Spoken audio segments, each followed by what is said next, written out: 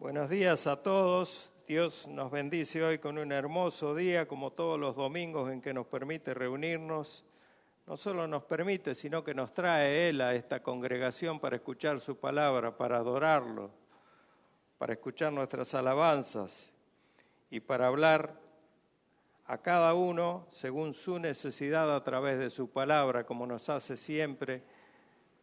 Él nos pastorea, Él nos da sabiduría. La sabiduría esa que no tenemos, pero que Él nos provee por su gracia. La sabiduría, como dice Santiago, que viene de lo alto. Es la única sabiduría que vale.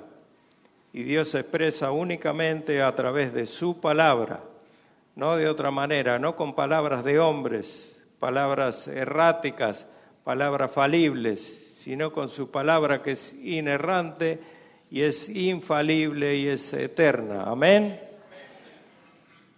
Bien, iglesia, hoy vamos a hablar, llevados por esta misión y esta comisión que hemos tomado de revitalización de la iglesia y siguiendo con este programa, que no es un programa, sino que es una orientación que Dios nos da, que nos toca hoy trabajar en este tema de revitalizar la iglesia, de reconocernos como lo que somos, hijos del reino. No somos igual que los impíos que están ahí afuera, pero estamos llamados a convertir a esos impíos a Cristo a través de su evangelio, su precioso evangelio. Esa es una tarea que tenemos encomendada desde el inicio mismo, antes que Cristo partiera. Recuerden la gran comisión de Mateo 28, que estando los discípulos reunidos, Él les dijo estas palabras: toda potestad me es dada. ¿A dónde? En los cielos y en la tierra, toda la potestad celestial y terrenal. Por tanto, id y haced discípulos a todas las naciones, bautizándolos en el nombre del Padre, del Hijo y del Espíritu Santo. Cada discípulo de Cristo es un cristiano y cada cristiano no es otra cosa más que un discípulo de Cristo, así debe ser. Entonces todos estamos inmersos en esa comisión, en esa gran comisión que es llevar el Evangelio. Hoy vamos a hablar de una iglesia. Estuvimos hablando a través de todas estas reuniones que tuvimos últimamente, cuando partió ya esta comisión de revitalizar la iglesia, tomando como modelo a Nehemías y la reconstrucción de los muros de Jerusalén, y escuchamos acerca de la iglesia de Éfeso, de la iglesia de Sardis, de la iglesia de la Odisea. Hay otras iglesias también, como la de Esmirna, una iglesia atribulada, pero que no recibió de parte del Señor ninguna amonestación, igual que la iglesia de Filadelfia, sino que la iglesia de Filadelfia recibió una puerta abierta para la predicación del Evangelio. Nuestro grupo de GPS, tomando esta cualidad de esa iglesia, se llama Filadelfia, porque estamos comisionados para llevar el Evangelio. Hay otras iglesias como la de Pérgamo y la de Tiatira, iglesias de falsa doctrina, iglesias que toleraron la sensualidad, como la de Pérgamo, que toleraron no solo la sensualidad, sino la idolatría dentro de la iglesia, y una doctrina muy de moda últimamente en muchas denominaciones, que es la doctrina de los nicolaítas. La doctrina de los nicolaítas es aquel que ejerce poder sobre la congregación para llevarlos a hacer lo que el pastor quiere, no lo que Dios pide. Hay que tener cuidado, hermano, de esto.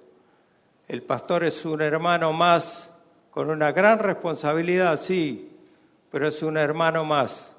Está puesto por Dios, no está puesto por el hombre. Entonces lo que debe hablar es palabra de Dios, no palabras de hombre.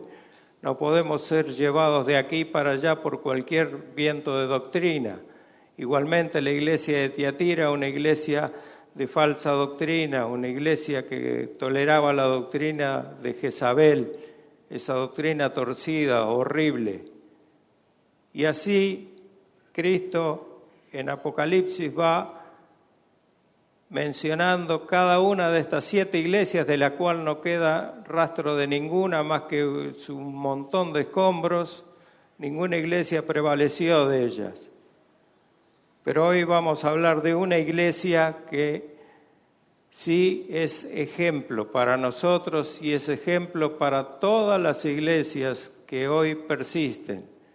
Dicho sea de paso, estas 7 iglesias del Apocalipsis lo que representan son las diferentes épocas que toda iglesia pasa con el tiempo. Porque todas las iglesias con el tiempo y con las actividades, las diferentes actividades, se van olvidando del Señor, como fue la iglesia de Éfeso. Hay otras iglesias que son atribuladas porque están bajo regímenes autoritarios que no quieren la palabra de Dios, no quieren a Cristo. Y hay otras iglesias que se dedican a alimentar su propio vientre, como Pérgamo y Tiatira, y ejercen la falsa doctrina, la doctrina de la prosperidad, de la sanación, etcétera, etcétera. Doctrinas que ya, si bien atraen mucha gente a sus atrios, hay poca palabra de Dios o ninguna palabra de Dios ahí, no hay alimento espiritual. Por eso nosotros debemos ser luz y sal como nos pidió el Señor. Voy a leer un texto que está en Primera a los Tesalonicenses, capítulo 1, que va a ser nuestro texto de referencia. Primera a los Tesalonicenses, capítulo 1. Voy a hacer una predicación expositiva de estos 10 versículos que tiene el capítulo 1 y me voy a centrar en uno que es el versículo 3, que dice lo siguiente: acordándonos sin cesar delante del Dios y Padre nuestro de la obra de vuestra fe, del trabajo de vuestro amor y de vuestra constancia en la esperanza en nuestro Señor Jesucristo. Vamos a orar, vamos a pedir al Señor que nos guíe. Padre Santo, Padre Eterno, nuestro buen Dios, Señor y Rey nuestro, te damos gracias, Señor, porque nos has traído hasta aquí. Gracias porque la sangre de Cristo compró a cada uno de los que conforman hoy tu iglesia, tanto local como universal, Señor. Te pido, Padre, que estés bendiciendo esta reunión de principio a fin, de que estés fortaleciendo y dándole sabiduría a este siervo tan limitado que está hoy comisionado para traer tu palabra, Señor. Te pido que seas tú quien hable, que no sean palabras de hombre, palabras erráticas, Señor, sino tú hablando a la congregación para poder alimentarnos debidamente. Gracias te damos, Señor, por esta comisión que nos has dado de revitalizar la iglesia, y no solo nuestra congregación, sino las congregaciones que están pidiendo a gritos, Señor, ser guiados en la sana doctrina. Están necesitados ellos y te pedimos por aquellos que aún no saben que necesitan, como la iglesia de la Odisea, que pensaba que era rica pero era pobre y desgraciada. Te pedimos por ellos para que tú abras sus ojos y direcciones su corazón, Señor, para recibir de la sana doctrina, para que puedan ser guiados por tu palabra y no por el hombre. Te pedimos que bendigas esta reunión de principio a fin, Señor, y que nos hables. Habla a nuestro corazón y danos la capacidad de poder poner por obras todo lo que aprendemos, Señor, todo lo que oímos. En el nombre precioso de Cristo Jesús te lo pedimos. Amén. En estos tiempos, como les decía, estamos comisionados como iglesia no solo a revitalizar nuestra iglesia, dándonos y exhortándonos a nosotros mismos para que conozcamos cuál es nuestra verdadera nuestra verdadera identidad como creyentes, sino a las iglesias que nos escuchan por internet, a las iglesias que siguen las enseñanzas de nuestro pastor por internet. Yo no pude, preferí no comenzar con las clases de escuela bíblica el jueves pasado por las razones que todos conocemos, por una cuestión de respeto al dolor de mis hermanos, pero el jueves que viene comenzaremos. Tenemos que saber, hermanos, y tenemos que estar considerando que más allá del dolor por la partida de un ser querido, tenemos que gozarnos con un gozo inefable porque ya no están sufriendo, porque ya están en la bendita presencia de nuestro Señor. Hoy están alabando. Están alabando al Cordero, a aquel que dio su vida por ellos. No hay tristeza. Si hay lágrimas es por emoción, por la alegría de saberlos ahí y esperando anhelantes el momento en que nosotros estemos con ellos juntos, porque es un hasta luego, no es un adiós.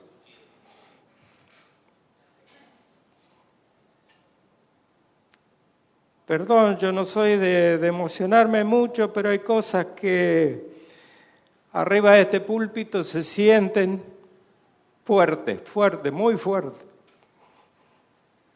Un abrazo para todos aquellos hermanos que han perdido un ser querido en estos últimos días, en estas últimas semanas, en estos últimos meses, pero mi aliento para ellos y mi gozo está en sentir esto que les decía, que ellos están con el Señor mucho mejor que nosotros.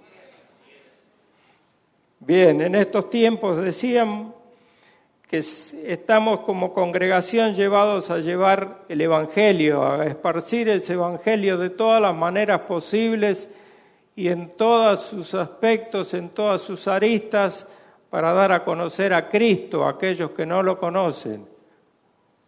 No podemos nosotros convertir a nadie porque no somos nadie para convertir, pero el poder, como decía Pablo, que no se avergonzaba del Evangelio. ¿Por qué? Porque es poder de Dios, no del hombre, poder de Dios para salvación de todo aquel que cree.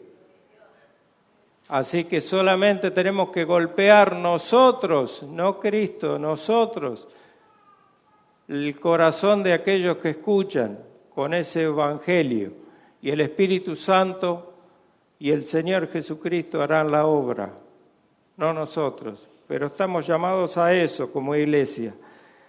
Desde los inicios la iglesia ha sido motivo de tribulación, ha sufrido tribulación, como decía, como la iglesia de Esmirna ha sufrido tribulación, pero el Señor le dijo, no temas en nada lo que vas a sufrir, porque vas a ser echado en la cárcel unos 10 días, diciendo que un tiempo corto que terminaría, y después gozarán de la gloria de ese sufrimiento, del fruto de ese sufrimiento. En un contexto histórico, para entrar en lo que es la carta a los tesalonicenses, vamos a entrar en un poquito de, en un poquito de historia. Pablo llegó a Tesalónica en su segundo viaje misionero. Los detalles los van a encontrar ustedes en Hechos 17. En Hechos 17, yo no voy a leer todo Hechos 17 porque es largo, pero les dejo ahí una posta para que ustedes puedan entender cómo se fue desarrollando la tarea de Pablo para fundar la iglesia de Tesalónica. El apóstol envió a Timoteo para saber cómo estaba la iglesia y por aquel informe a su regreso escribe esta primera carta. Pablo escribe esta carta alrededor del año 51. No puedo asegurarlo porque nadie sabe realmente, pero tomemos entre el 49 y el 55 se escribió la carta a los tesalonicenses, la primera. Si hay una carta anterior a esta es Gálatas, que fue escrita probablemente en el año 49 o 50, que fue, se estima, la primera carta que Pablo escribió, por la urgencia que tenía, por lo desviado que estaban en doctrina, estaban siendo llevados a cualquier cosa. Pablo, inmediatamente después del proemio que podemos leer acá, voy a leer 1 Tesalonicenses del 1 al 10, los invito a acompañarme. Dice primero salutación, o sea, el proemio se llama la salutación que se hacía en aquellos tiempos en el encabezado de cada carta. Hoy firmamos al final de la carta, en aquellos entonces se firmaba primero en el encabezado. Dice así la palabra de Dios: Pablo, Silvano y Timoteo, a la iglesia de los tesalonicenses, en Dios Padre y en el Señor Jesucristo. Gracia y paz sean a vosotros, de Dios nuestro Padre y del Señor Jesucristo. Damos siempre gracias a Dios por todos vosotros, haciendo memoria de vosotros en nuestras oraciones, acordándonos sin cesar delante del Dios y Padre nuestro de la obra de vuestra fe, del trabajo de vuestro amor y de vuestra constancia en la esperanza de nuestro Señor Jesucristo.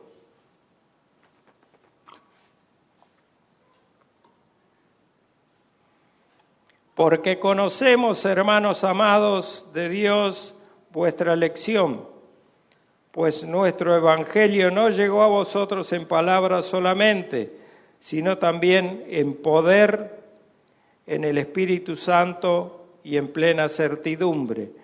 Como bien sabéis, cuáles fuimos entre vosotros por amor de vosotros, y vosotros vinisteis a ser imitadores de nosotros y del Señor, recibiendo la palabra en medio de gran tribulación, con gozo del Espíritu Santo, de tal manera que habéis sido ejemplo a todos los de Macedonia y Acaya que han creído, porque partiendo de vosotros ha sido divulgada la palabra del Señor, no solo en Macedonia y Acaya, sino también en todo lugar vuestra fe en Dios se ha extendido, de modo que nosotros no tenemos necesidad de hablar nada, porque ellos mismos cuentan de nosotros la manera en que nos recibisteis y cómo os convertisteis de los ídolos a Dios para servir al Dios vivo y verdadero y esperar de los cielos a Jesús, quien nos libra de la ira venidera.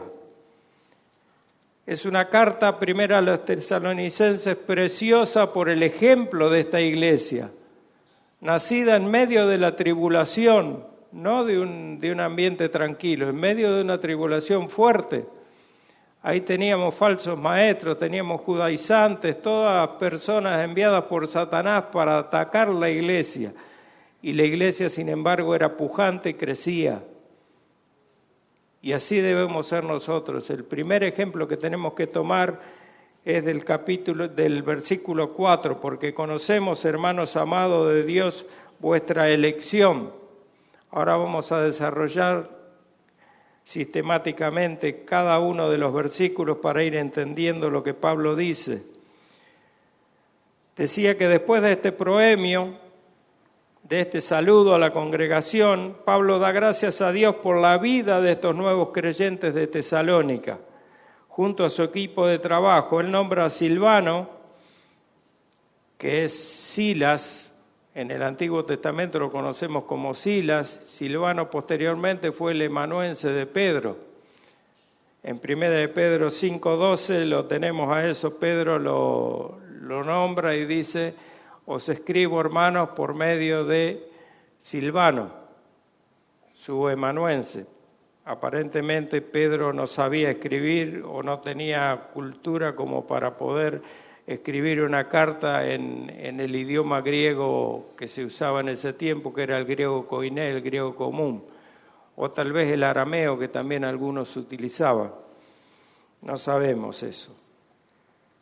Entonces nombra a Silvano, quien lo acompañaría en su segundo viaje misionero, que fue cuando, les decía, cuando Pablo funda la iglesia de Tesalónica, después de 6 meses de estar con ellos ahí en ese lugar. Él parte de Troas, cruza el mar Egeo y ya lo vamos a ver el circuito que hizo. Nombra a Silvano y nombra a Timoteo también. Timoteo, su discípulo más notable, un discípulo muy notable, un hijo muy querido, hijo espiritual de él, de quien escribe en la carta a los Filipenses 2:20, 22, los invito a leer, dice Filipenses 2:20 al 22, espero en el Señor Jesús enviaros pronto a Timoteo, para que yo también esté de buen ánimo al saber de vuestro estado, pues a ninguno tengo del mismo ánimo, y que tan sinceramente se interese por vosotros,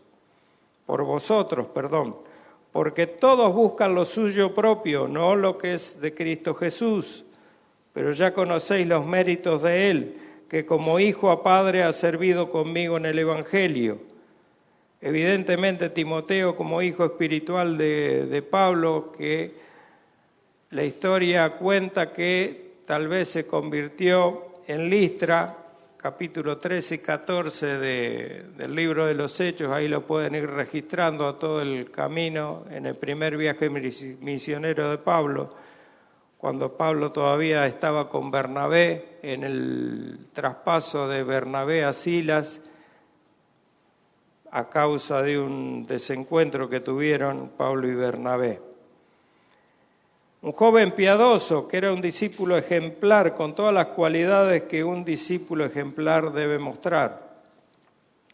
Sabemos lo que es un discípulo porque lo estuvimos estudiando, ¿verdad? En los grupos GPS. Timoteo se embarcó con Pablo en el segundo viaje misionero junto a Silas.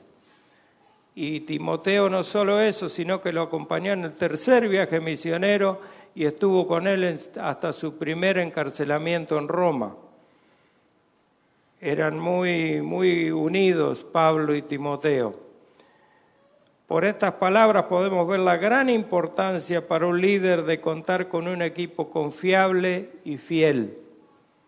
Todo plantador de iglesia, toda persona que se dedique a esparcir el Evangelio, como hace nuestro pastor que va de iglesia en iglesia, que predica, que sale al campo misionero, necesita tener detrás de sí como respaldo un equipo confiable, como era Timoteo, como era Silas. Nadie puede hacer esto solo. Semejante ministerio como la expansión del Evangelio y la sana doctrina por otras latitudes fuera del entorno de la congregación, si no es de esta manera, si no es con una iglesia que lo apoya ampliamente. Como es el caso de Pablo, cualquier ministro movido por Dios a esta noble tarea debe contar con un equipo fiel, confiable y que no se amedrente, que tenga el coraje que tiene que tener para enfrentar los malos momentos que ya van a venir, ya están cerca, están a la puerta. La persecución de la iglesia es cada vez mayor. Simplemente que no la estamos sintiendo todavía. Y si no la estamos sintiendo todavía, déjeme decirle, hermanos, que es porque no estamos haciendo la gran comisión como debemos.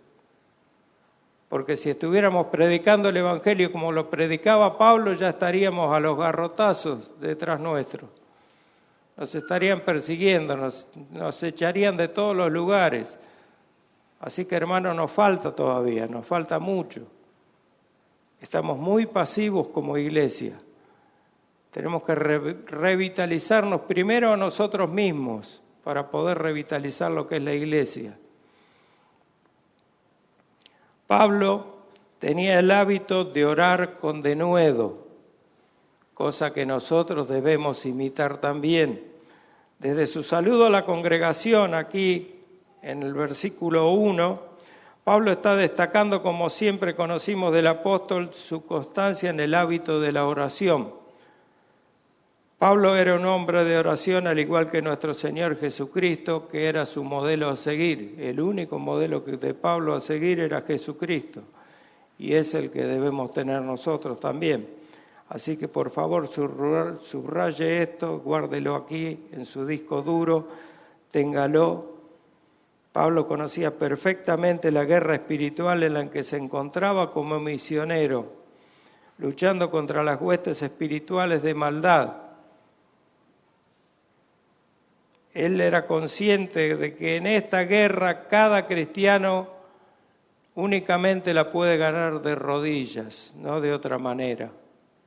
no de otra manera. Un cristiano cuando ora y cuando se pone en pie de guerra, no se pone en pie, sino que se arrodilla. Es en pie de guerra la forma que toma, pero el pie de guerra de cristiano es de rodillas, hermanos, orando sin cesar, como ya lo vamos a ver.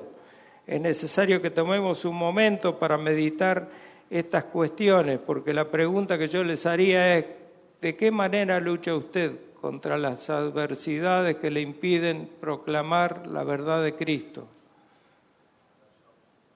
¿Proclama las verdades de Cristo? ¿Proclama el Evangelio? ¿De qué manera lucha cuando se le oponen a estas verdades? Si no es de rodillas, está perdiendo la batalla antes de comenzar. Es necesario que tomemos un momento para meditar todas estas cuestiones, hermanos, porque es vital que seamos conscientes de que el enemigo no está solamente afuera, sino que habita con nosotros, habita al lado nuestro. Cuando le damos oportunidad a la carne y no alimentamos el espíritu, el enemigo cobra fuerza. El enemigo está tan cerca que muchas veces no nos damos cuenta.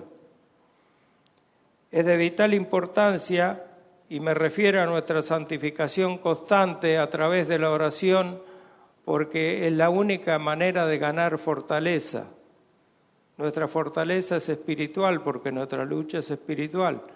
Nuestra fortaleza se gana ejerciendo todas las virtudes que tenemos a la mano, que son la oración y la oración. Las tres cosas. Pablo en Romanos 7, del 14 al 25, voy a ver si lo tengo acá, sí. Les voy a leer una parte, no todos los versículos, pero del 14 al 25 da una apreciación. ¿Por qué del 14? Porque del 14 para atrás Pablo habla en tiempo pasado, que podemos entender por lo que dice que eso tal vez no le afecte a él. Pero a partir del versículo 14 habla en tiempo presente, o sea, habla de lo que él está padeciendo en ese momento. Y dice Pablo, porque sabemos que la ley es espiritual, mas yo soy como carnal, vendido al pecado. Pablo carnal, él lo dice, porque yo lo que hago no lo entiendo, pues no hago lo que quiero, sino lo que aborrezco, eso hago. Y si lo que no quiero, esto hago, apruebo que la ley es buena, de manera que ya no soy yo quien hace aquello, sino el pecado que mora en mí. Tenemos que estudiar un poco esta parte de la carta, Romanos 7, del 14 al 25, para entender la lucha de Pablo con su carne. En nuestra reunión de GPS, hago un paréntesis, le comento al respecto. Yo hice un comentario y una hermanita se asombró, me miró asombrada. Yo dije, porque el pecado no tiene cura. Y hay una propaganda cristiana, entre comillas, que dice que la enfermedad es el pecado y Cristo es el remedio. Cristo es la solución para el pecado, pero el pecado está en nuestra carne, nuestra concupiscencia está inyectada por Satanás y no nos libraremos jamás hasta que este cuerpo de muerte, como dice Pablo, sea quitado de nosotros y recibamos un cuerpo glorificado. El pecado no tiene cura, el pecado se almacena en nuestro cuerpo, por eso Dios nos da una nueva naturaleza, un nuevo corazón y una nueva naturaleza, totalmente nueva, para que podamos alimentarla y hacerla crecer espiritualmente. Esa es la importancia de leer la Biblia y de las disciplinas espirituales que debemos practicar. Por eso es, porque si no el pecado que mora en mí, como dice Pablo, me arrastra al pecado, me arrastra a obedecer a las distintas concupiscencias, a las distintas tentaciones que recibo y me lleva a la muerte. Me lleva a la muerte. No se confunda, hermano, pensando que esa propagandita que le hacen de Cristo es verdad. Hay mucha propaganda cristiana que no guarda verdad bíblica. El pecado lamentablemente no tiene cura, porque el pecado queda almacenado en nuestra carne, en nuestra carnalidad. Por eso que necesitamos un cuerpo glorificado, un cuerpo nuevo. Pero mientras tanto, mientras ese cuerpo nuevo llega, debemos alimentar el nuevo hombre que somos en Cristo, nuestra nueva naturaleza en Cristo. Por eso la oración, por eso la lectura y estudio de la palabra, por eso el congregarnos, sin dejar de congregarnos como algunos tienen por costumbre, como escuchamos hace un rato. Que no se haga una costumbre el dejar de congregarnos. Nosotros necesitamos estar entre los cristianos, necesitamos tener olor a oveja, no necesitamos tener olor a mundo. Nosotros somos las ovejas de Cristo y Él es nuestro pastor. Y a Él debemos obedecer, no tenemos que mirar el mundo, porque el que mira al mundo se pierde en sus tentaciones. Ahí el que manda es Satanás. Por eso les decía que Satanás está muchas veces en nosotros cuando le damos lugar. Pablo nunca hubiera podido llevar adelante, repito, su ministerio entre semejante oposición en toda su carrera desprovisto ¿de qué? De lo que él llama la armadura de Dios. Y la oración y súplica en el Espíritu como el principal instrumento para obtener fortaleza y el favor de Dios, como nos enseña en todas sus epístolas. Por ejemplo, Pablo en Efesios 6, 18 y 19 escribe, orando en todo tiempo, repito, orando en todo tiempo, con toda oración y súplica en el Espíritu, y velando en ello con toda perseverancia y súplica por los santos y por mí, a fin de que al abrir mi boca me sea dada palabra para dar a conocer con denuedo el misterio del Evangelio. Fíjense hasta dónde llega la pasión de Pablo. La única pasión de Pablo era predicar el Evangelio con denuedo. Denuedo significa hoy, mañana, hoy, después, mañana, pasado, todos los días, continuamente predicando el Evangelio sin desmayar. Eso es tener denuedo, no tener pausa en la tarea que Dios nos encomienda. Y en la misma carta, al final de la misma carta a los tesalonicenses, a primera Tesalonicenses, en el versículo 17 del capítulo 5, Pablo escribe 3 palabras. Orad sin cesar. Ese es todo el versículo 17. Orad sin cesar. Tal es la importancia de la oración para Pablo, como lo era para el Señor y como debe ser para nosotros, para cada uno de nosotros. La oración es una disciplina fundamental e irreemplazable para el cristiano que debemos practicar en todo tiempo y sin cesar. La oración para el cristiano es su respirar. Espiritualmente nosotros respiramos a través de la oración. Si no oramos, hermanos, nos morimos. Pruebe de no respirar, tal vez pueda estar 1 minuto, 1 minuto y medio, 2 minutos, depende. Pero si no respira, termina muriendo. La oración para el cristiano es como el respirar, y él lo escribió en 1 Corintios 11:1, sed imitadores de mí, así como yo de Cristo, de manera que debemos imitar a Pablo, porque él siempre imitó al Señor. Recuerden, en todos los evangelios se relata que el Señor se levantaba muy de mañana cuando todavía estaba oscuro. ¿Y se levantaba para qué? ¿Para mirar YouTube? ¿Para mirar las noticias? ¿Para leer el diario? Se levantaba para orar. Se levantaba para orar. Y era tarde a la noche, ya la madrugada, cuando terminaba de sanar enfermos, terminaba de predicar, terminaba de enseñar, y él se volvía a levantar al otro día muy temprano de mañana, cuando aún no había luz, a orar.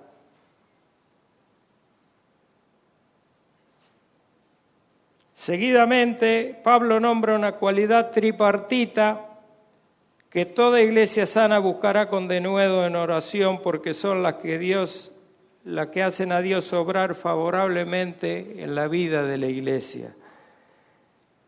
Me refiero a las 3 gracias que Spurgeon llamó las 3 hermanas divinas, refiriéndose a lo que nombra Pablo en el versículo 3 que leímos al principio.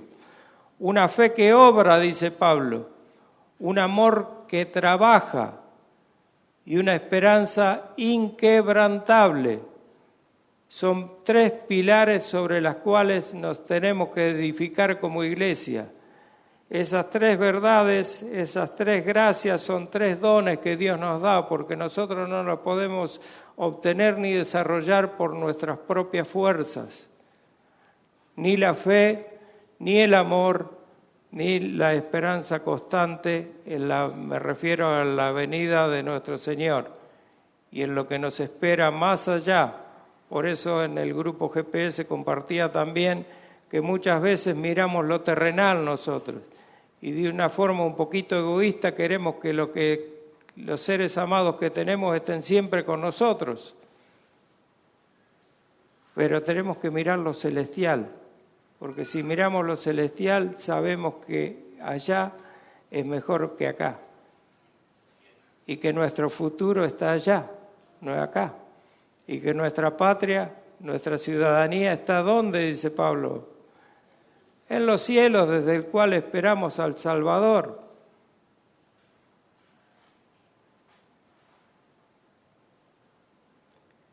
Estas 3 gracias, la fe, el amor y la esperanza constante, no solo son importantes, sino imprescindibles para una iglesia viva, sana y testimonial, porque esas 3 gracias conforman una iglesia que tiene estas 3 características: ser viva, ser una iglesia sana y ser una iglesia testimonial.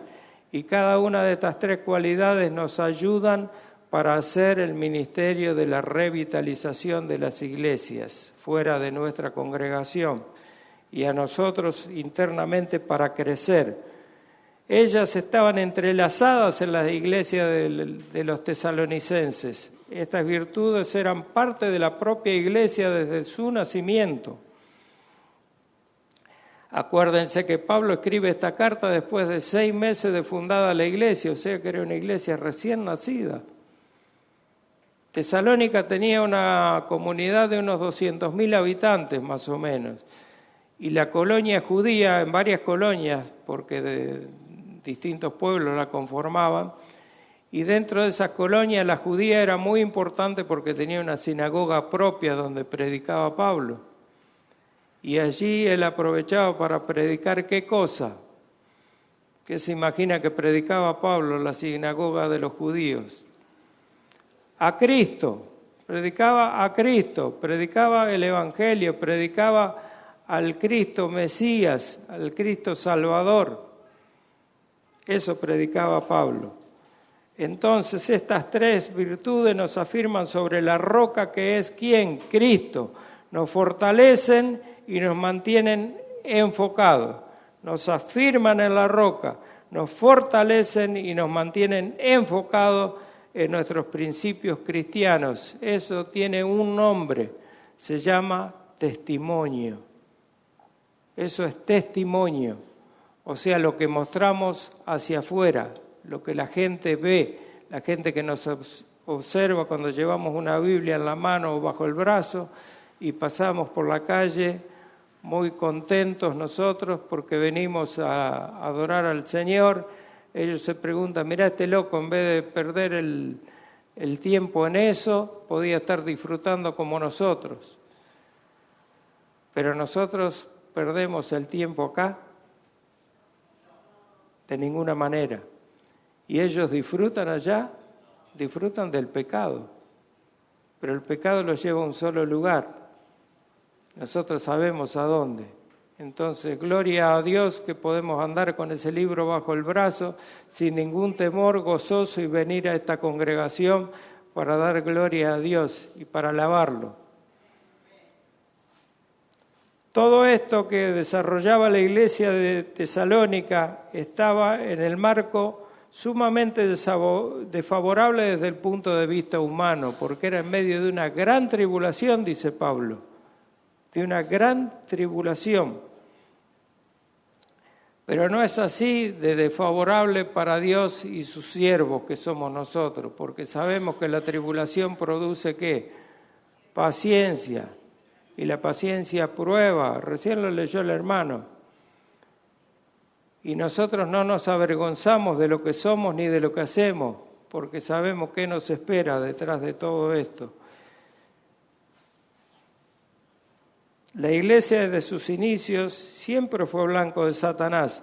Por eso el Señor hace esta preciosa declaración en Mateo 16, 18. ¿Qué dice Mateo 16, 18? Sobre esta roca, dice el Señor, que es Cristo mismo, edificaré mi iglesia, y las puertas del Hades no prevalecerán contra ella. ¿Eso qué significa? No que el Hades avanza, sino que la iglesia avanza a pesar de todo, y las puertas del Hades no prevalecerán contra la iglesia, jamás podrán. No hay nada ni nadie que pueda detener el avance de la iglesia. Pero la iglesia, cuando está fortalecida en estas tres virtudes, vuelvo a repetirlas, una fe que obra, un amor que trabaja y una esperanza inquebrantable. Fe, amor y esperanza. Estas son llamadas teológicamente tres virtudes teologales. Las virtudes teologales de toda nuestra fe, la base de nuestra fe son estas tres virtudes, la fe, el amor y la esperanza. Todo cristiano se basa en eso. Las tribulaciones fueron parte de la iglesia de Cristo desde su fundación, pero ¿quién la edifica? ¿Quién es? Cristo. ¿Y quién puede contra Cristo? Nadie. Nada ni nadie va a poder contra Cristo, jamás. Ahora imaginemos por un momento ser parte de una iglesia donde cada reunión puede ser interrumpida intempestivamente por estos enemigos de Cristo. Pensemos en una Venezuela, en una Nicaragua, pensemos en un Irán, pensemos en China. Allí no se puede ni nombrar Cristo. Pensemos en Corea del Norte, donde cada día son matados tantos cristianos por el solo motivo de nombrar a Cristo o de tener una Biblia. Pensemos en África. Donde se nombra a Cristo está el enemigo acechando.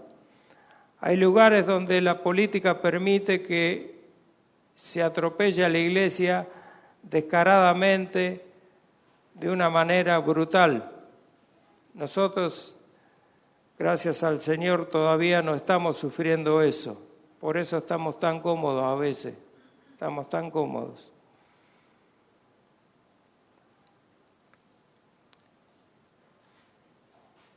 La realidad de Tesalónica era esa. La iglesia pristina en general, la iglesia primera, yo me resisto a llamarla primitiva, la iglesia pristina o la iglesia primera siempre sufrió desde sus inicios los ataques de Satanás a través de los falsos maestros, de los judaizantes, los gnósticos y todo tipo de cultura extraña que venía a querer reemplazar la verdad de Cristo. Siempre. Entonces la pregunta obligada es, ¿por qué prevaleció su fe y se fortaleció y llegó a ser un modelo para otras iglesias, la iglesia de Tesalónica? ¿Por qué motivo? Simplemente porque ellos se fortalecían unos a otros cultivando estas tres virtudes teologales, como le decía recién. No se trata de plantar algo y dejarlo, se trata de plantar algo y regarlo, porque si no la planta se muere. Entonces, si uno no se ejercita, se debilita, ¿verdad? Porque al músculo hay que alimentarlo.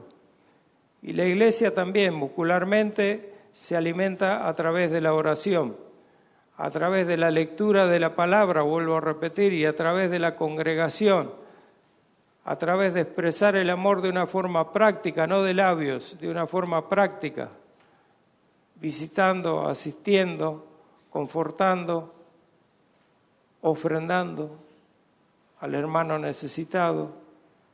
Eso es un amor práctico. Y permaneciendo con una esperanza inquebrantable. ¿Esperanza en qué? En que un día vamos a estar en aquel reino celestial con Cristo. Eso es lo que fortalecía a la iglesia de Tesalónica. En esta primera epístola de Pablo, una de las primeras escritas junto a la carta a los Gálatas, como le decía, en los años entre 49 y 55, están las respuestas. Aquí encontramos una vez más la respuesta en el concepto del verso 3 que leímos al principio, que no lo voy a volver a leer porque habla del amor, la fe y la esperanza inquebrantable, pero allí se figura el testimonio de cómo vivir con fe verdadera, una fe que Santiago habla de la fe viva, porque la fe que no obra es una fe muerta, o sea que la fe que cultivaban los tesalonicenses era una fe ¿cómo? Una fe que obraba. El amor práctico que les decía, no sentimental, sino un amor que trabaja y una esperanza inquebrantable en la segunda venida de Cristo, porque esa es la realidad. Cristo está muy cerca, hermanos, muy cerca, muy cerca. Nuestro amado apóstol Pablo escribió esta carta para alentarlos en medio de sus pruebas, y no solo a aquellos tesalonicenses de la iglesia pristina, sino también a nosotros, dándonos una visión más grande aún. ¿Y cuál es esa visión más grande? Que seamos conscientes de lo que realmente somos en Cristo. ¿Y qué somos en Cristo? Somos ciudadanos del reino celestial.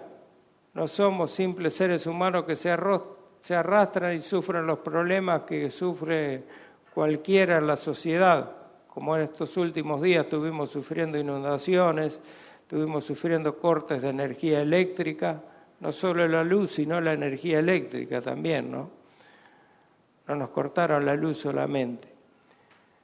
Y miles de problemas más, los impuestos que no podemos pagar, que se nos hace difícil cumplir con todo, se nos hace difícil cumplir con el César, aunque sabemos que tenemos que cumplir, pero todas estas tribulaciones ya no nos van a afectar a nosotros porque somos ciudadanos de aquel reino.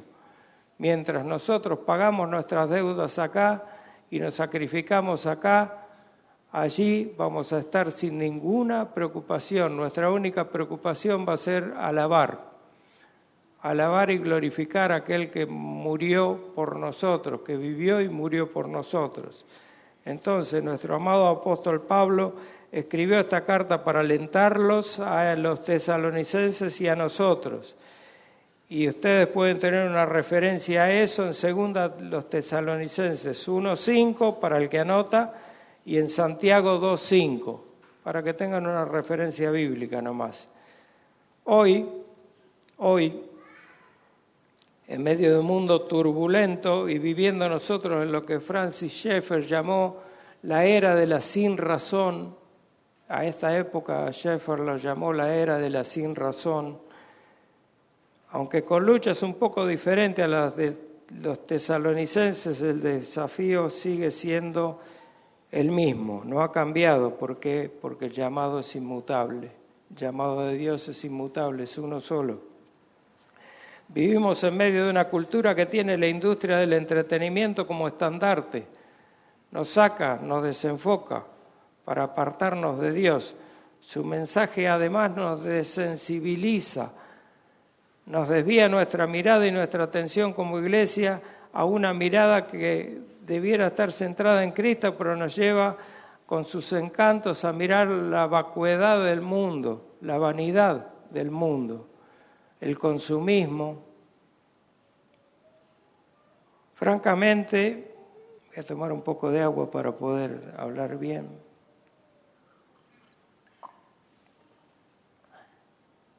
francamente, y discúlpenme la expresión, pero estoy un poco harto de ver a padres que se desviven por cumplir con su hijo, con los caprichos de su hijo cuando le pide desesperadamente una PlayStation 5 y si fuera posible una PlayStation 6, aunque faltan 2 años todavía para terminar el desarrollo.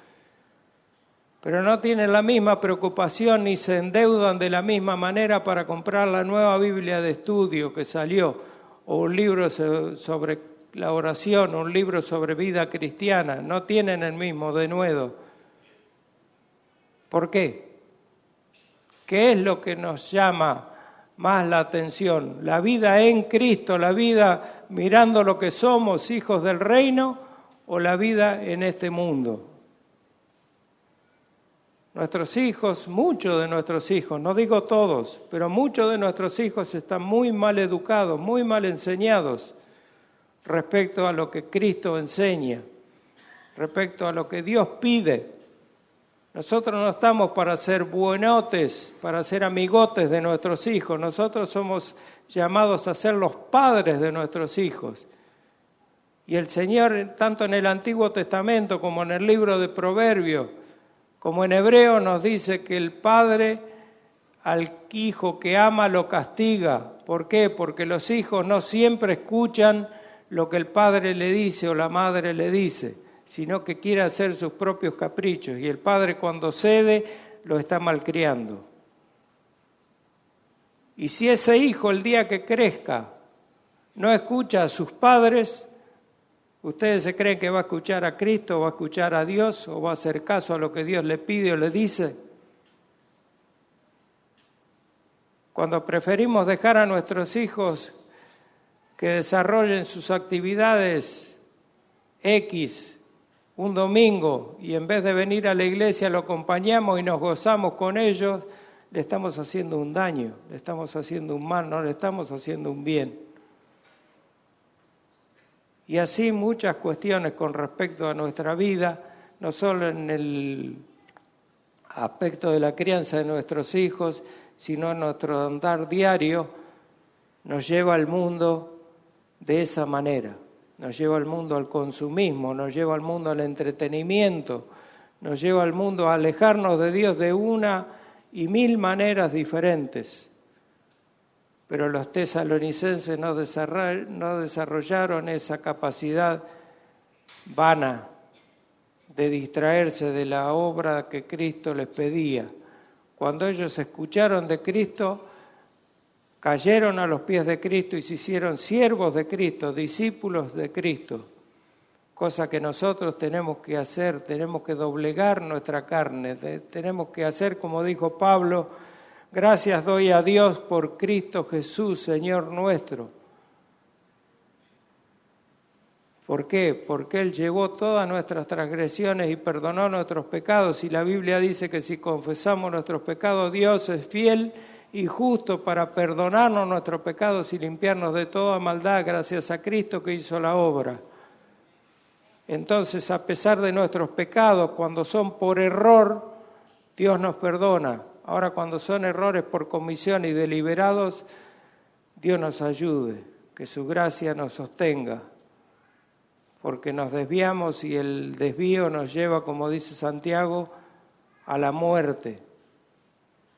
No tal vez la muerte de nuestra alma, pero sí la muerte física en muchas ocasiones, así que tengamos cuidado, porque Santiago dice que por eso hay muchos enfermos en la congregación y muchos partieron, muchos duermen, dice Santiago.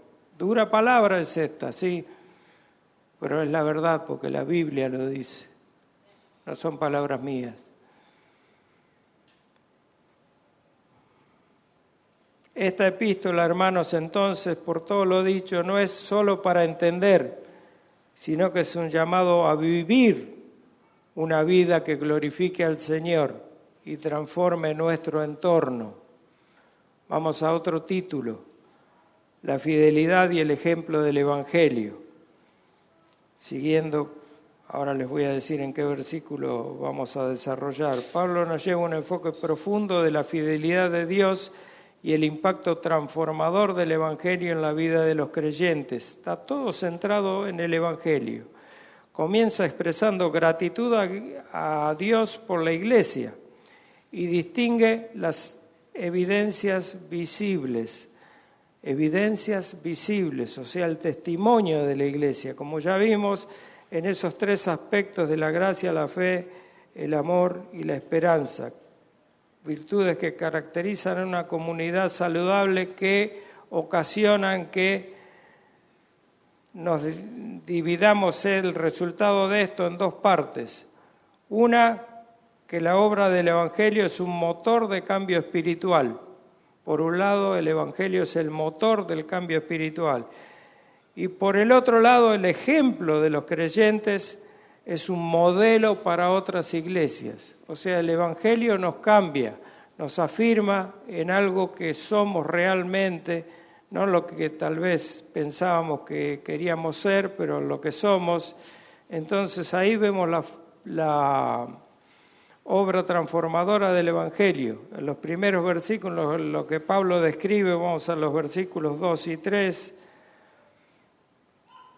dice Pablo: siempre dando gracias a Dios por todos vosotros, haciendo memoria de vosotros en nuestras oraciones, acordándonos sin cesar delante del Dios y Padre nuestro de la obra de vuestra fe, del trabajo de vuestro amor y de vuestra constancia en la esperanza de nuestro Señor Jesucristo.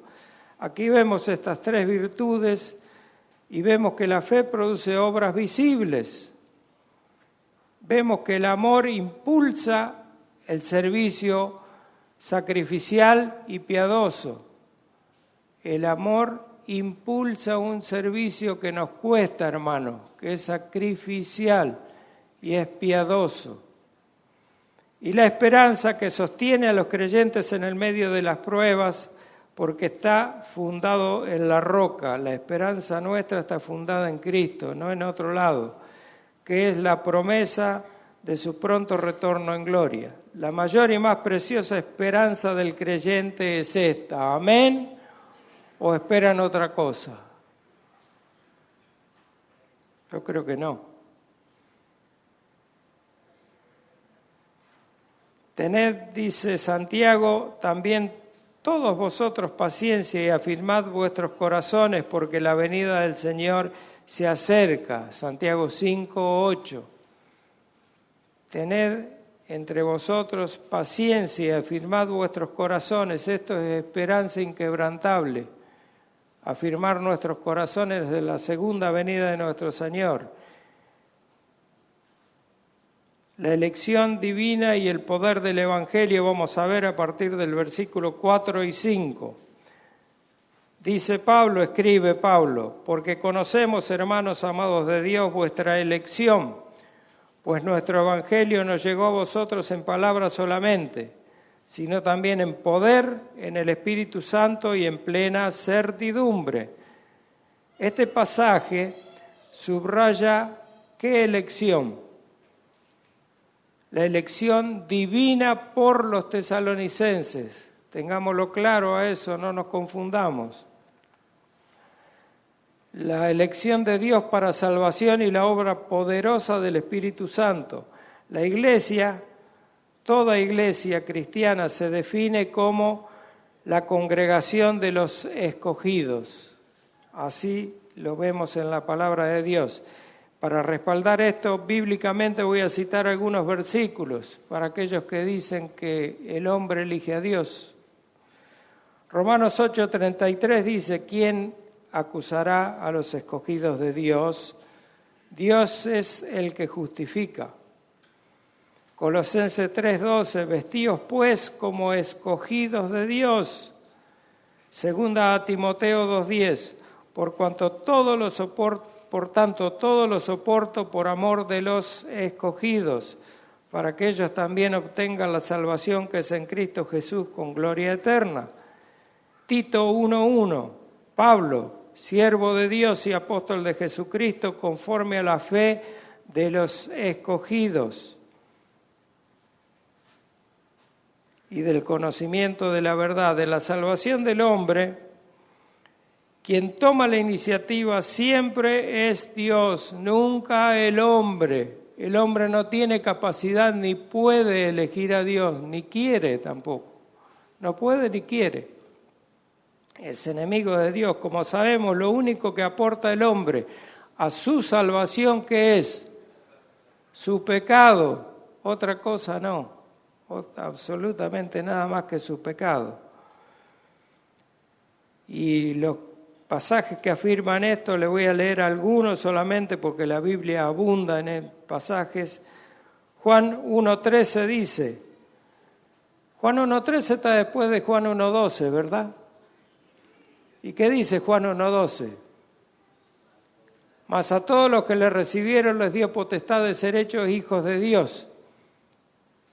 Hasta ahí nomás decimos nosotros, pero no nombramos el versículo 13 que dice, los cuales no son engendrados de voluntad humana, ¿no? Ni de voluntad de carne, ni de voluntad de varón, sino ¿de quién? De Dios, son engendrados por Dios. Los creyentes son engendrados por Dios, no por el hombre, no por voluntad humana. Hechos 13, 46 y 48. Entonces Pablo y Bernabé, hablando con denuedo, dijeron, hay un corto discurso que no voy a repetir, y sigue el relato, y creyeron, ¿quiénes? Todos los que estaban ordenados para vida eterna. No creyeron los demás, solamente los ordenados para vida eterna. O sea, no son aquellos que Dios por su presciencia sabía que iban a creer y por eso los eligió, no. Ya estaban ordenados por Dios para vida eterna, desde antes de la fundación del mundo. Y por último les voy a leer Romanos 9, que me encanta, 15 y 16. Romanos 9, versículos 15 y 16. Pues a Moisés dice, tendré misericordia del que yo tenga misericordia y me compadeceré del que yo me compadezca. Así que no depende del que quiere ni del que corre, sino ¿de quién? De Dios que tiene misericordia. ¿Queda alguna duda, digo yo? ¿Queda alguna duda? Y otros tantos pasajes que sería largo de leer. El que anota puede anotar 1 Corintios 1.30, Colosenses 1.13, 2 los Tesalonicenses 2.13, 1 Pedro 1.12, etcétera, etcétera, etcétera. Si tiene una concordancia, ponga escogidos de Dios, ponga pecado, y va a tener una linda ensalada para sacar de todo ahí. No se trata simplemente de escuchar palabras, sino de experimentar el verdadero poder transformador del Evangelio.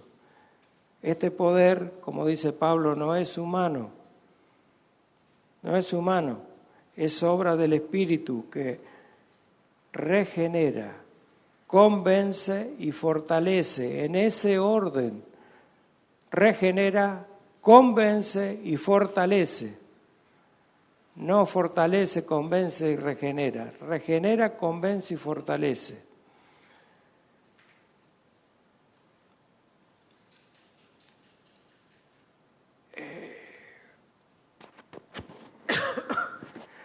El hombre escogido desde la eternidad pasada, iluminado por el poder del Espíritu Santo, recibe el nuevo nacimiento.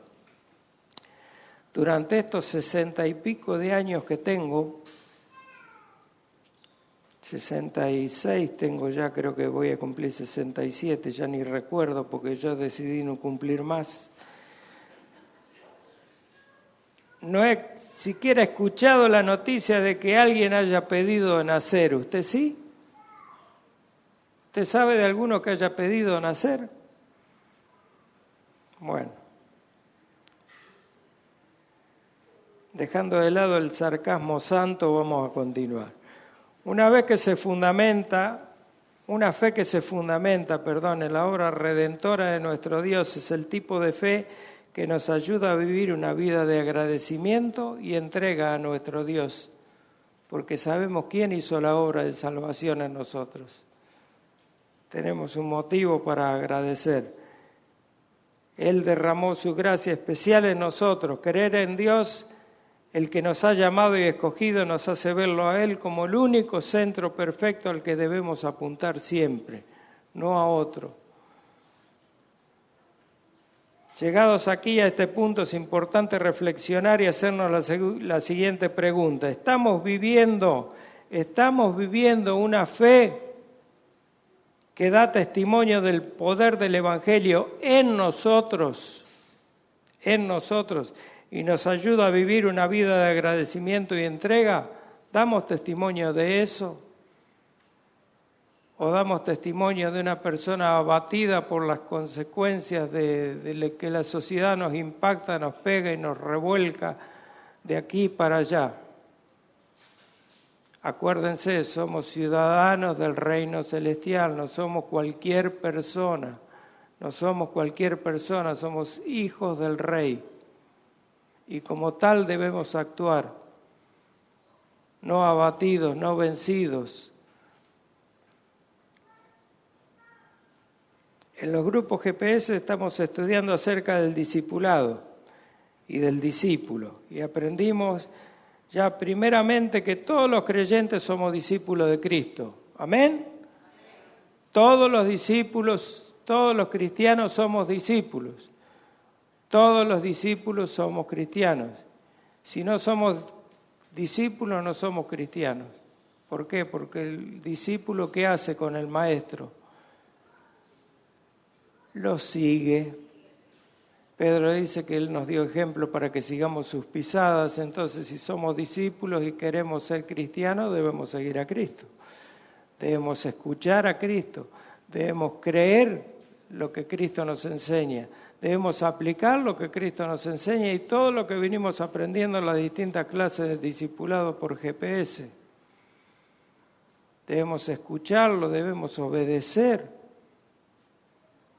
Debemos dar nuestra vida por aquel que es nuestro Maestro.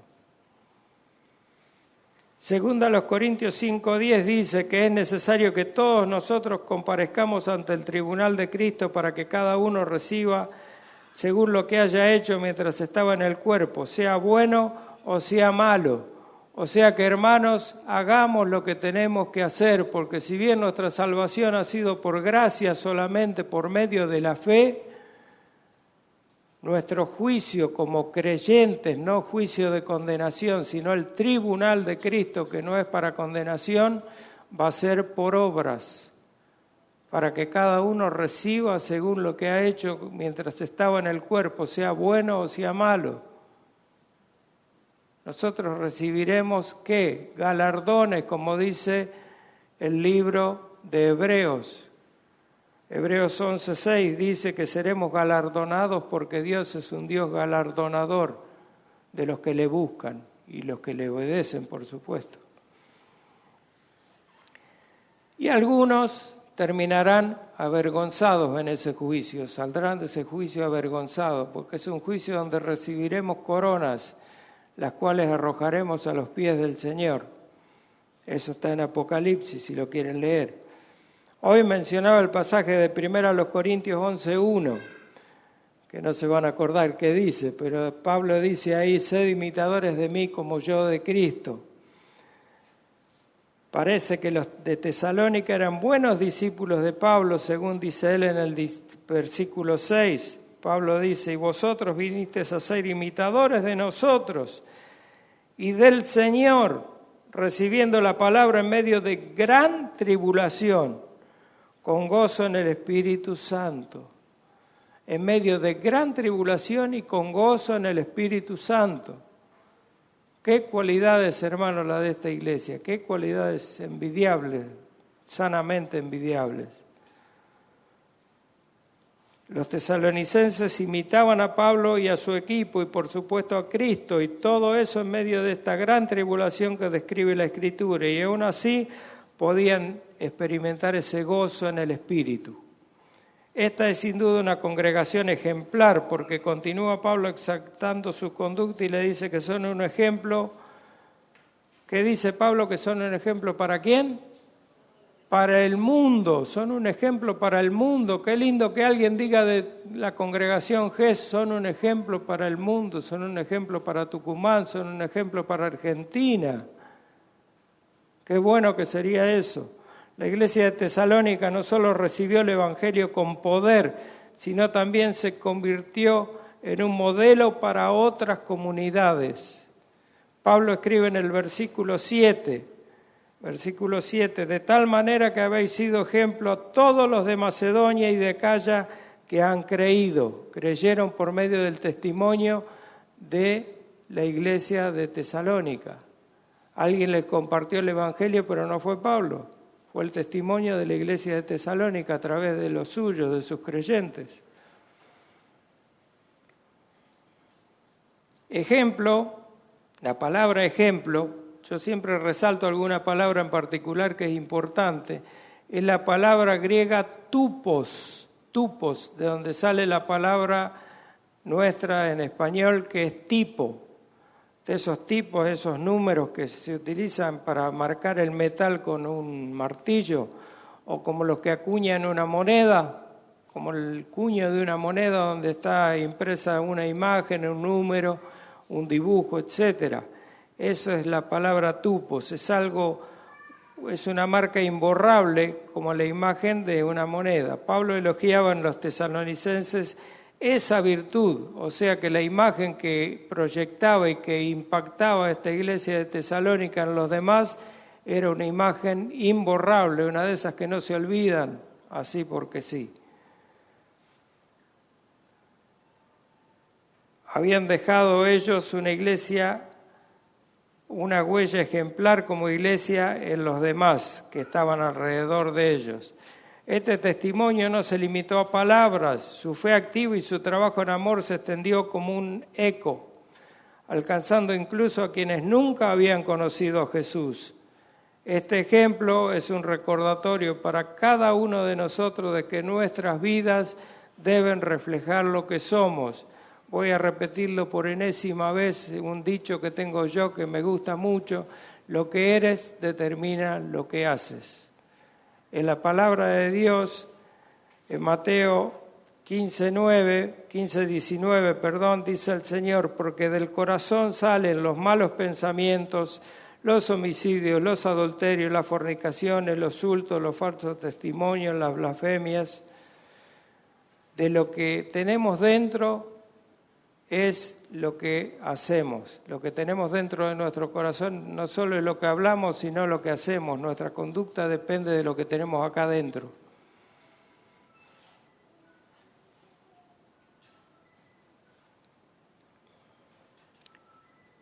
Filipenses 2:15 dice que debemos ser, lo que debemos ser, dice Pablo.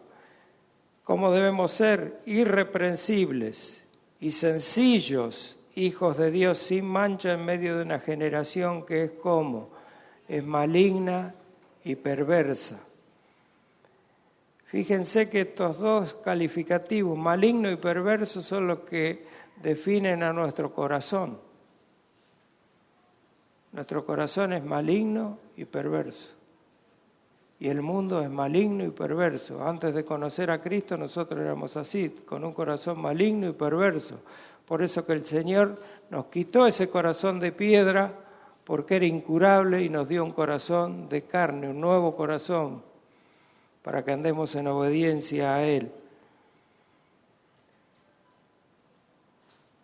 En medio de la cual, sigue Pablo, resplandecéis como luminares en el mundo. Así que si está un poco opacado, hermano, límpiese el vidrio o lo que tenga en el reflector para iluminar a este mundo que está perdido en las tinieblas, en el medio de las tinieblas. Versículos 8 y 9. Pablo da testimonio veraz y detallado de su obra testimonial como iglesia, me refiero a Tesalónica. Leemos los versículos 8 y 9. Porque partiendo de vosotros ha sido divulgada la palabra del Señor, no solo en Macedonia y Acaya, sino que también en todo lugar vuestra fe en Dios se ha extendido. De modo que nosotros, escuchen esto y subráyenlo, no tenemos necesidad de hablar nada, El testimonio hablaba por sí mismo. Pablo no tenía que hablar nada, Silas no tenía que hablar nada, Timoteo tampoco. Era el testimonio de los tesalonicenses, porque ellos mismos cuentan de nosotros la manera en que nos recibisteis y cómo convertiste de los ídolos a Dios para servir al Dios vivo y verdadero. Habla de una iglesia que da testimonio hacia afuera, que habla. No solo da testimonio de vida, sino que habla con los demás y les cuenta lo que han hecho con ellos, cómo el Evangelio llegó a ellos, cómo el Evangelio los transformó, cómo el Evangelio nos cambió y cómo el Evangelio es el poder de Dios. Porque no hay otra manera de que se pueda lograr algo así si no es de parte de Dios. Finalmente, respecto a la esperanza de la segunda venida de Cristo, Pablo concluye en el versículo 10 esta porción de la carta con una declaración poderosa que dice: y esperar de los cielos a su Hijo, al cual resucitó de los muertos, a Jesús, quien nos libra de la ira venidera. La iglesia tesalónica vivía con una esperanza viva en la segunda venida de Cristo. Viva la esperanza de ellos, además de inquebrantable. Esta esperanza no era pasiva, sino activa, guiando su vida diaria y su fidelidad. Por eso les decía que la esperanza viva es la que nos sostiene en los tiempos de tribulación, porque esa esperanza viva lo que nos ilumina y lo que nos marca es el camino hacia donde vamos, a esa paz eterna, a ese gozo eterno y a encontrarnos con nuestro Señor. Filipenses 3:20 dice: mas nuestra ciudadanía está ¿dónde? En los cielos, de donde también esperamos al Salvador, el Señor Jesucristo. Reflexión final y conclusión. Esta porción de la primera carta a los tesalonicenses nos enseña de que el Evangelio no es solo un simple mensaje, es que poder transformador que cambia vida, y no solo vida, sino comunidades enteras, así como la comunidad de Acaya y todas las que estaban en Macedonia, porque el Evangelio es poder de Dios. ¿Para qué? Para salvación. ¿De quién? De todo aquel que cree, al judío primeramente y también al griego. ¿Quién es el que cree? El que cree es aquel que ha sido escogido desde antes de la fundación del mundo, no otro. ¿Y que cree en qué? Cree que Jesucristo murió por sus pecados, que vivió una vida santa, sin pecado, tomó el pecado nuestro, lo llevó a la cruz, murió, derramó su sangre, murió, Jesucristo murió como hombre y fue sepultado y al tercer día resucitó, y por su muerte y resurrección hoy tenemos, por esa fe en esa obra completa de Cristo, tenemos la vida eterna. Eso es lo que debemos predicar. No prediquemos solamente que Cristo murió. Prediquemos toda la obra de Cristo para que la gente entienda. Porque Él vivió una vida que nosotros no podíamos vivir. Llevó a la cruz todos nuestros pecados, que no es poco, porque ese es el sufrir máximo de Cristo. Imagínese un santo, alguien que está totalmente apartado de lo que es pecaminoso, tener que cargar con eso. ¿Por qué? Porque eso lo separaba del Padre. Eso lo separaba del Padre. Una eternidad viviendo junto al Padre, en el momento que Cristo se hace hombre, queda separado del Padre por cargar con nuestro pecado. No se separa la Trinidad, se separa el Cristo hombre del Padre Dios celestial. Pero ese sufrimiento fue terrible para Cristo, porque Él vivía en comunión completa y continua con su Padre, y vive en una comunión completa y total. Entonces fue el mayor sufrimiento de Cristo. No piensa que el mayor sufrimiento de Cristo lo tuvo en su cuerpo. Él lo tuvo como santo separado de su Padre, porque fue santo, santo, santo, tanto en cuerpo como en espíritu, tanto en cuerpo como en espíritu. Cristo fue santo, jamás pecó, ni cuando nació, ni cuando anduvo por este mundo perdido, este mundo terriblemente pecador. Él jamás pecó, y cuando murió, su única oración fue: Padre, perdónalos porque no saben lo que hacen. ¿Usted hubiera orado de la misma manera?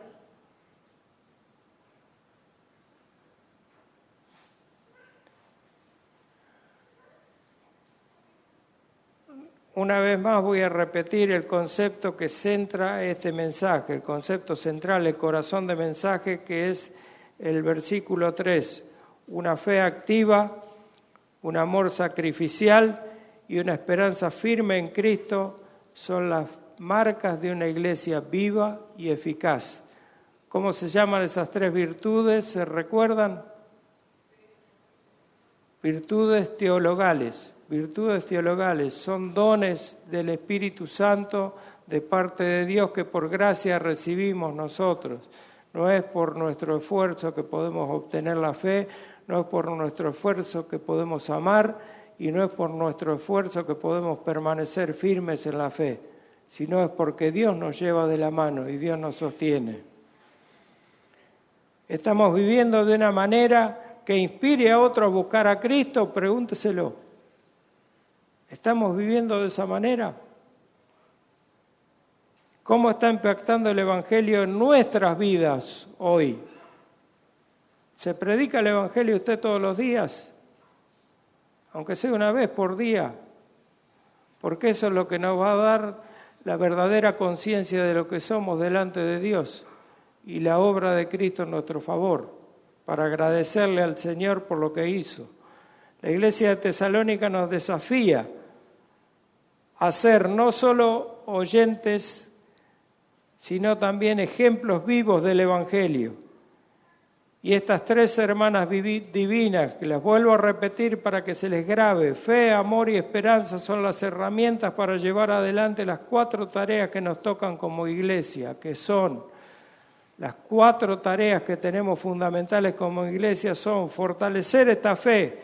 ¿Cómo fortalecemos esa fe? Ya se los dije, practicando las disciplinas espirituales, estudiando la palabra de Dios, cultivando su lectura, cultivando la oración y cultivando la comunión con los creyentes. No dejemos de congregarnos, hermanos, no dejemos de asistir a los GPS, no dejemos de asistir a las reuniones de oración, no dejemos a los hermanos sueltos andando por ahí, recibiendo más mundo que iglesia. Segunda, ejercitarnos en el amor. El amor no es solo un concepto, sino una acción que demuestra en cómo servimos y se demuestra en cómo servimos y cómo tratamos a los demás. Ahí se demuestra el amor, cómo servimos y cómo tratamos a los demás. Acuérdense que Jesucristo era Dios, pero Jesucristo lavó los pies de los discípulos. Y ese es el ejemplo que nos dejó. El que quiera ser mayor se tiene que humillar a lo más bajo. Tercera cuestión, mantener la esperanza viva. La esperanza en la salvación y el regreso de Cristo nos da fuerza para perseverar en los tiempos difíciles, en todos esos tiempos de tribulación que corta o larga nos alcanzan alguna oportunidad en nuestra vida. Nuestra esperanza fija en el Señor, en la segunda venida de Cristo, nos da fuerzas para superar eso. Y por último, y no menos importante, impactar a otros. Es la 4ª tarea de la iglesia, impactar a otros. Se logra teniendo conciencia, como les decía, de nuestra identidad como hijos del reino, proclamando la sana doctrina y andando en la llenura del Espíritu, que es ni más ni menos que andar en santidad. Andar en santidad. Se conviertan ellos a ti y no tú a ellos. Recuerden siempre eso. Que las personas del mundo se tienen que convertir a nosotros y no nosotros mezclarnos y para ser simpáticos, para caer simpáticos, hacernos como ellos. Así que hermanos, aquí concluimos con la aplicación. Dios bendiga a su iglesia, Dios bendiga su palabra, Dios nos bendiga a cada uno de nosotros y nos dé la fortaleza para atesorar todo esto que aprendimos hoy, que vimos hoy, que Dios nos habló y ponerlo por obra. Una fe activa, un amor que obra, una fe, una esperanza que persevera. Eso debemos ser. Padre nuestro que estás en los cielos, Señor, Rey de la creación, te damos muchas gracias, Señor, muchas gracias. Quisiera que hubiera otra palabra mayor que gracias, pero no la tenemos, no la conocemos. Gracias por todo lo que nos has dado. Gracias por este ejemplo de esta iglesia, Señor, que a pesar de la tribulación, a pesar de todas las maldades de Satanás a través de las personas que no han sido, Señor, de tus ovejas, han sufrido y a pesar de ello han perseverado, Señor. Ayúdanos a imitar su fe, ayúdanos a imitar su ejemplo, ayúdanos que cada una de las reprensiones que haces a las 7 iglesias de Apocalipsis, Señor, la tomemos como nuestras, para que podamos avanzar en la fe, para que podamos avanzar en el amor práctico hacia los hermanos, Señor, y podamos tener esa esperanza inquebrantable en la venida bendita de nuestro Señor Jesucristo, ya no como Cordero manso, sino como Rey, como León, Señor, para juzgar este mundo de pecado. Gracias, Padre Santo, por tu obra maravillosa en cada uno de nosotros. Gracias por la sangre derramada de Cristo que compró su iglesia. Gracias, Señor, por lo que nos das y gracias por aún siendo lo que somos, tú, al que no conoció pecado, lo hiciste pecado para que nosotros fuéramos hechos justicia tuya en él. Gracias, Padre Santo, en el precioso nombre de Cristo Jesús. Amén.